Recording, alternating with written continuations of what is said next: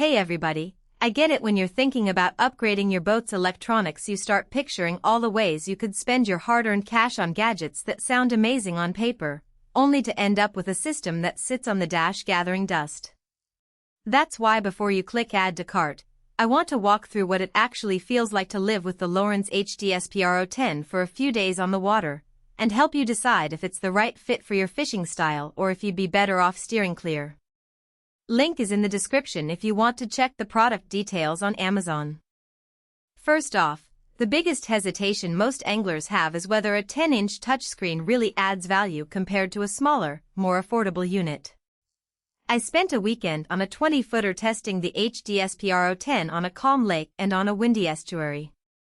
The screen's SolarMax HD brightness does hold up under bright sunlight, no need to squint or tilt the unit to catch the display.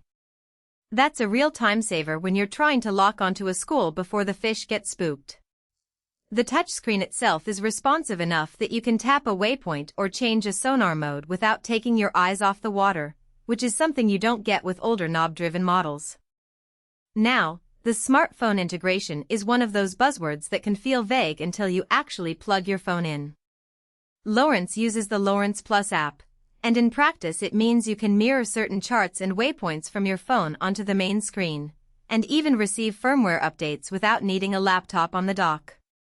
I found this handy when I wanted to add a newly purchased CMAP layer on the fly. The process was as simple as selecting sync in the app and the chart appeared within minutes. If you're someone who likes to plan trips on your phone and then let the unit do the heavy lifting, this integration is a genuine convenience. The transducer that comes with the HDS Pro10 is the ActiveImaging HD 3-in-1, which combines traditional downscan, sidescan, and the higher frequency ActiveTarget 2/2XL live sonar. In real use, the sidescan really shines when you're scanning shallow structure near a pier. I could see submerged trees and rock piles with enough detail to pick a perfect spot to drop a jig without having to pull the boat over multiple times. The downscan, on the other hand, gave me a clear picture of fish arches at 30-foot depth, and the live sonar kept the fish silhouettes solid even when the water got a little choppy. That said, the transducer's performance does start to dip once you go beyond 80-foot depth, which is typical for a unit in this price bracket. If you spend most of your time on deep-water offshore trips looking for tuna or wahoo, you might feel the limitations sooner than you'd like.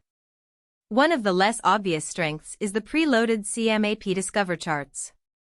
They're not the most detailed charts on the market, but they cover a lot of inland lakes and coastal areas with decent depth contours and navigation aids. For a weekend fisherman who wants to explore a new lake without buying separate chart packages, those onboard maps are a solid starter.